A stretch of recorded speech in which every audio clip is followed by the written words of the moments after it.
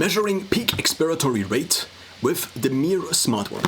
So this is a device I bought after I heard about the possibility of being able to test this. Now I already tested my peak expiratory flow rate as a child multiple times due to having a little bit of asthma. And so now we take a look at Wikipedia in order to understand what this actually is, because I'm not a medical professional.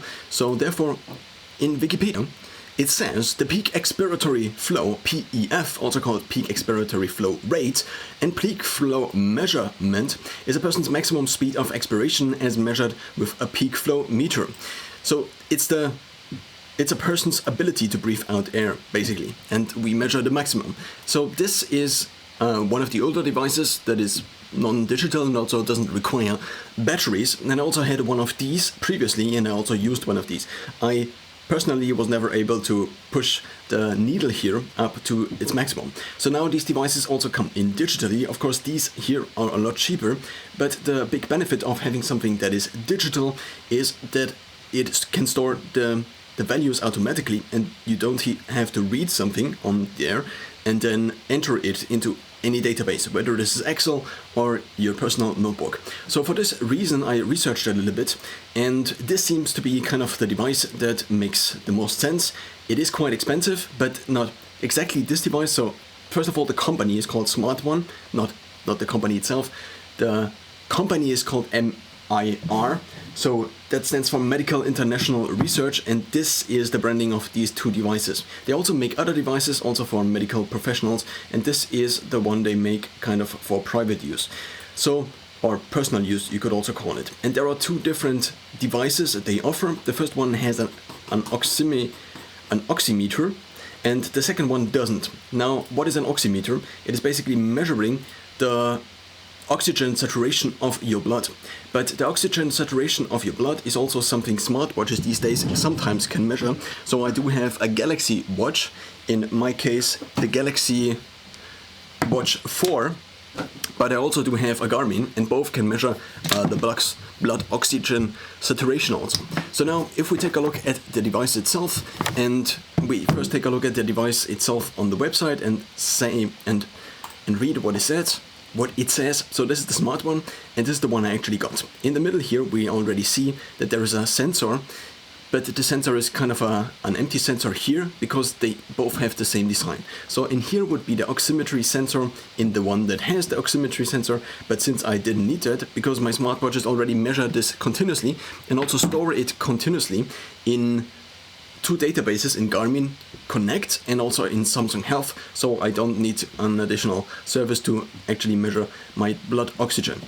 Because this would only be a measurement that would be taken one time every time it is manually taken. So now we take a look at the device itself. So we have the front, the back, and also we already can see that it has an app. And the device itself comes with two AAA batteries, and this is what comes in the packaging. So you have the packaging itself, this here, and also a very large guide, which is probably in very many languages. And well, I already took a look at the instruction video on YouTube, which I also will show you very quickly. We can skip through it. So this is already the app. So then this is the device itself. You need to take it out of the packaging, apparently, and you also need to put in some values. Now what I couldn't figure out is whether here the peak flow, no, this actually looks different in my app, but we will take a look into the actual app then shortly after. So what this guy does here is he basically blows into this device, and then he gets these values over time every time you take a measurement. So now that we've covered kind of the basics, I think it makes sense to take a look at the device itself and then to sync it up. So here is the device itself. It is not that big, actually. I expected it to be a little bit bigger, but it's nice that it is that small. In the back we have the two batteries, which I already inserted because I already did the video previously, but I made a mistake, and so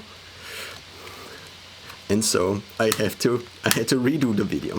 But unfortunately I am unable to open this now, and I also don't want to break it. So in here are the two batteries. So my hands are a little bit sweaty right now, and it was also kind of hard to attach it again.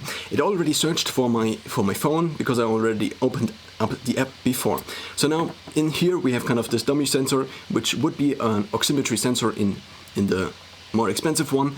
It is also quite small in total, this device, compared to one of these traditional devices, which usually are a little bit bigger. And then in here we have basically the ventilator or the vent, and this is the thing you blow into them. So this is the tube, and then you just attach the tube. Apparently you can kind of secure it, so there are at least these two symbols on there, which I don't exactly know for what they stand for, because this seems to be not lockable. So this is kind of just round, and then it just goes into the device itself, and that's basically it. So now we take a look into the app. Now, in the Google Play Store, you will find this app if you search for Mir or also for Smart One. Now, we find that there is the company Mir SRL, Medical International Research. And this is the actual app you want to get. There are also other apps available, but these are either for practitioners, for basically remote peak expiratory flow measurements, or also for the clients then. And there seems to be also an app that is Cardiocardia. I don't know what this is then for, but the one you probably actually need is this one. So we open up this app, and then it already is searching for the device, and the device is already now connected since I inserted the batteries, and also Bluetooth is enabled on my phone. Now, in the app itself, the app seems to be fairly similar. Not similar, but simple. And what I couldn't find, and this would be useful, I think, would be a cloud-connected account. So if the device itself only stores the values in this app, and then you change your phone or you switch your phone, how do you get the values? There also seems to not be an exporting function. In CSV, for example, would be useful to also look at these data sets in your own app, or possibly also import them in the future into something else. So we have the test, we also have the results page, which is completely empty right now. We also have the settings, which I just set to somewhat close to my actual birthday, maybe a few years off. Then I'm somewhat obviously Caucasian, and I also set the weight, which is not my exact weight, and my height is also not the exact height. So this gives us a predicted value overall of 645 liters per minute. And then, as I already mentioned, there is this button we can put or push on and off, the redstone threshold. I actually don't know what it stands for. Also in the video on YouTube, there seems to be no mention of what this possibly could be. So because also in the app it is different. What could possibly help in this scenario, maybe a guide. So in the guide we find, first of all, it is best to do the test standing or sitting upright. Hold Smart One with your hand as if it were a cell phone, and make sure not to obstruct the turbine with your hand. Turn the turbine clockwise until it stops. This is if you want to insert the turbine, but the turbine is already inserted. So the locking symbols seem to be for the turbine to be unlocked and locked. Alright, then we have 3 different colors, which are then the interpretation of the results. But I still cannot find the meaning. But what I can find is the cleaning. Clean the device once a day. To clean, wipe the device's surfaces with a soft, damp cloth. What the instruction manual also says is that each session should consist of 3 trials. Repeat steps 4 to 7 twice more. How Smart One works. Smart One is an electronic device for home use that accurately measures your PEF, peak expiratory flow, and FEV1, forced expiratory volume in 1 second. So the flow is obviously a rate, so the 1 second is then capping basically the rate in terms of time. What is the scientific basis for PEF and FEV1 home measurement? The first portable mechanical meter to measure PEF was introduced in 1959 by B. Wright. The widespread use of this device to monitor children greater than 5 years of age and adults has made it a popular means of tracking the degree of respiratory condition in patients with asthma and other pulmonary conditions. Inexpensive, small, portable, and easy to use electronic meters for evaluating respiratory conditions are now widely available. And I still couldn't find anything regarding the setting of this, so we go back to the app and we just try it out, I would say. Now back in the app, what is else here in the app? I think I first have to click on next. So we click on next, and then we go into the test, because the guide opens up the other thing again. Maybe if I open up the guide and it actually would.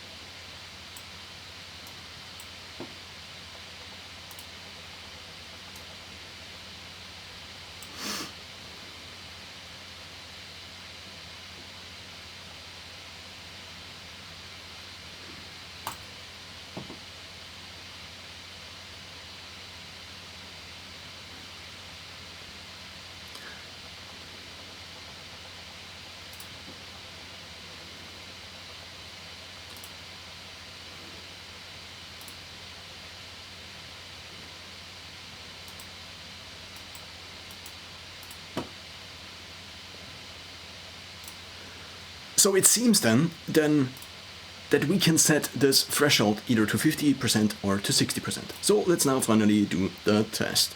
I switch to the main camera again, switch off the notebook here, and then we take a look into the app again, So I now blow as fast as I can into this, and as hard as I can into this.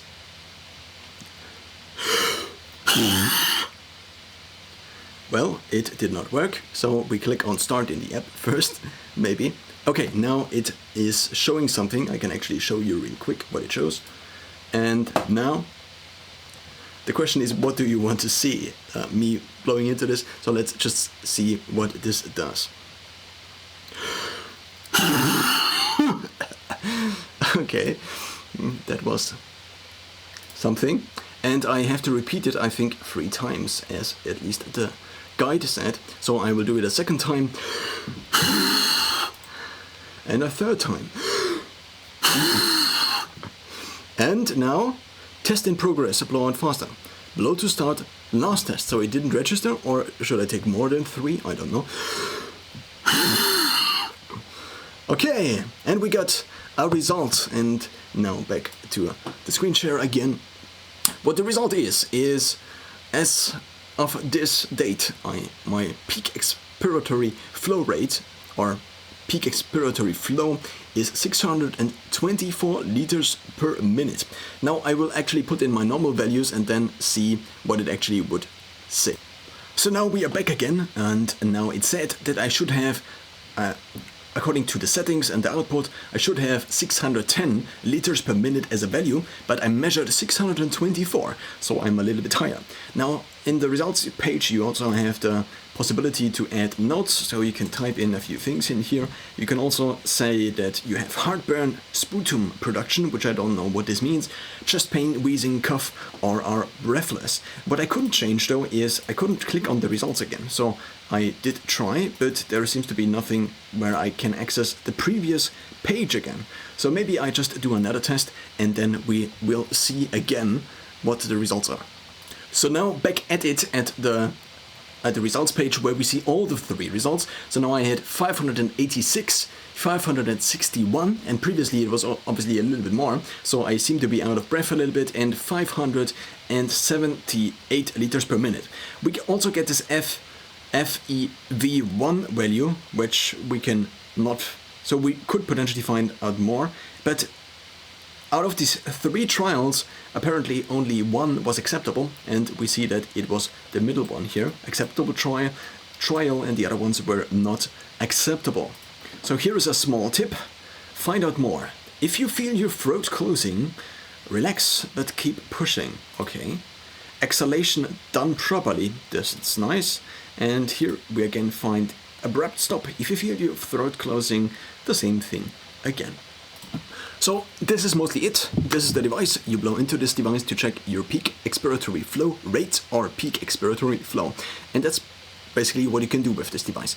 This is only one part of a series of things I try to do to track my health, as I'm probably in one of the best states of my health I will ever be in, as I basically am kind of in, well, my best health. And with age it would only go down. So the idea was to get as many values now that I can also reasonably financially afford, and peak expiratory flow rate was one of these things.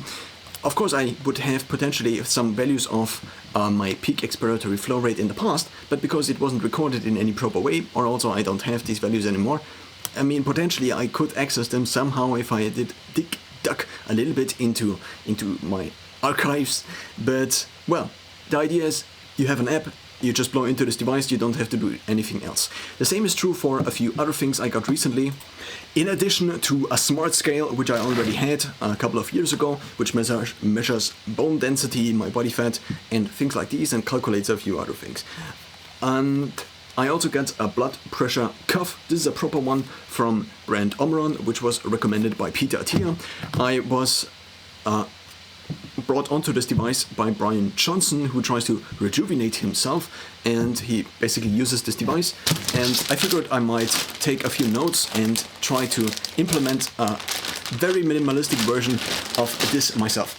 And then I also began to test my grip strength in addition to tracking my progress in the gym, and also track, not obviously, but I do track basically all of my sport activities with now my Garmin watch. I did previously track them with my Galaxy Watch. In addition, what I also can track with the Galaxy Watch is an ECG, so I can do multiple kinds of ECGs. With the Garmin I can track my HRV, for example, and it also gives me a training status. It also predicts how fast I will be in a certain race, let's say a 5K race. It also does a lot of other things that are actually very, very informative. For example, on this basic home screen here, what I do have is my step count for the day, my intensity minutes for the week. I also have my resting heart rate, and according to a doctor on YouTube known as Midlife Crisis, resting heart rate is kind of the second best value you can kind of record, and that predicts your longevity. The first one would be VO2 max, but VO2 max is kind of difficult and expensive to measure. Now, many of these devices, like the watch here, the Garmin, does approximate your VO2 max by using your running times and also your heartbeat during those, or your heart rate during those running times, to then approximate your VO2 max. I, for example, currently have a VO2 max of 53, and I did notice that it did go a little bit up and down depending on how adherent or how compliant I was with my exercise and diet plan, and also how well I slept, and so on and so forth. It also measures your sleep. It also measures this here, for example, measures your respiration rate. So all of these things I think are kind of useful, because then you can see trends over time. But one of these things, or one of these trends, was that in the last few weeks my blood pressure basically just went down and went down and went down. We can actually take a look into the app, even though that's not directly connected to the Mir Smart one. This, for example, is my blood pressure in the Omron Connect app, and it seemingly went down a little bit after I started using the device. Of course, not really necessary cause there. But if I then take a look in Samsung Health, and I also had a few previous measurements with our blood pressure cuff stored, then we can go into trends. And if I go into trends here, oh, I just noticed I didn't show you the Omron Connect app because I didn't show you on the screen. So now you just are seeing the Samsung Health app. Then we can see, if we click on 12 months, that obviously there is kind of a downward trend. And now the question is, what happened that caused this trend? And if there are like multiple graphs of multiple metrics that kind of go into the better and more optimal direction, then of course it might be worth observing or trying to analyze what led to these changes. Now there are actually devices which you can stick into, it is kind of a mask, and then you put it into your mouth while you are doing a VO2 max test, and these can actually now for 5,000 euros or dollars can actually measure your VO2 max without having the very big machine. And well, this movement in general, and also measuring your grip strength, for example, is kind of called the quantified self movement. The idea is to just record data, because without data all you can do is like, I felt better like on this day. And if I take myself as an example, if I try to bring a storyline or a narrative into what happened then and then and then, often it is just plainly wrong. If I then take a look at the data, and then I basically have no idea. I forget everything like 2 days from now, and so the idea is to just record some metrics like your grip strength Yesterday, or 2 days before, I had like 51. Today it's not so much. And since I couldn't properly record VO2 max, because I just figured I would use... So properly recording VO2 max or testing it would be a single point in time, a single measurement. But ideally you want to have continuous measurements, because otherwise you cannot really do something with the data. Because if you just do it now and in 10 years it probably will be worse unless you worked like a superhero on your health in between. So what I was trying to say is that in terms of VO2 max, for example, I'm just using the proxy, that is the Garmin watch. Maybe I will get it measured, but seemingly the measurements are, or the proxy values on Garmin Connect, for example, as measured on the Garmin, are somewhat accurate, and because I cannot measure my VO2 max properly, I at least can measure my PER or my PEF,